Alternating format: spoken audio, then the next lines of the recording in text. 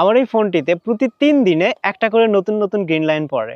Right now আমার এই ফোনটিতে গ্রিন লাইনের সংখ্যা 40 থেকে 45টার মতো হবে। মনে আছে আমার এই ফোনটির কথা?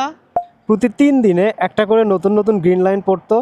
আমি একটা ভিডিও পোস্ট করেছিলাম, সেটাতে আপনাদের জিজ্ঞাসা করেছিলাম নেক্সট কোন ব্র্যান্ডে শিফট হলে গ্রিন লাইনের ভয় থাকবে না এবং অনেকটা রিস্ক ফ্রি থাকতে পারবো।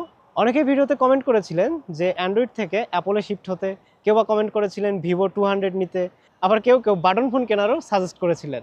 আসলে এর পেছনে কারণ হচ্ছে বর্তমানে যে ফ্ল্যাগশিপ ফোনগুলো আছে কম বেশি প্রায় সব ব্র্যান্ডের ফোনেই আসলে গ্রিন লাইনে ভরপুর। সেজন্য আসলে অনেকে কমেন্ট পর্যন্ত করে ফেলেছিল যে ভাই বাটন ফোন কেনেন, তাহলে আর গ্রিন লাইনের ভয় থাকবে না। তো যাই হোক, আমি অবশেষে একটা নতুন ফোন কিনে ফেলেছি। কোন ফোন কিনেছি সেটা আপনাদের বলার আগে আমি যদি বলি এই ফোনটার সম্পর্কে।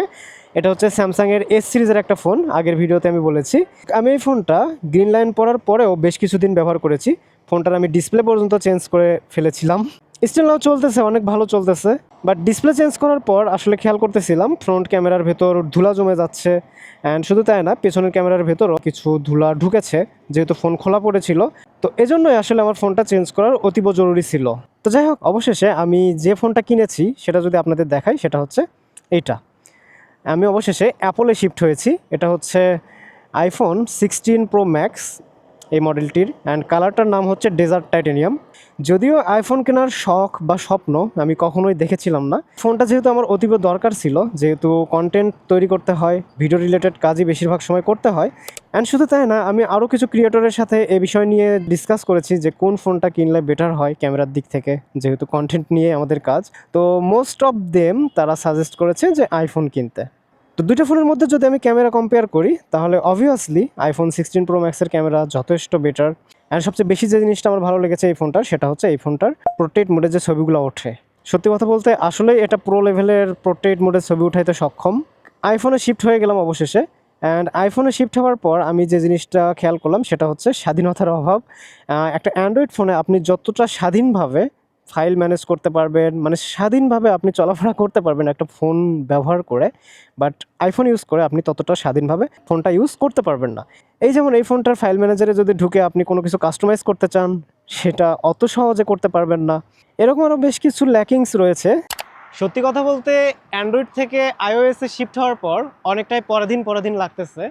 অ্যান্ড এটা আপনি ফিল করবেন যখন আপনি ফার্স্ট টাইম অ্যাপল ইউজার হয়ে যাবেন, তখন দেখবেন অনেক অনেক ফাংশনালিটি বা ফিচার্স আপনার কাছে কমতি লাগবে বা স্বাধীনতার কমতি লাগবে।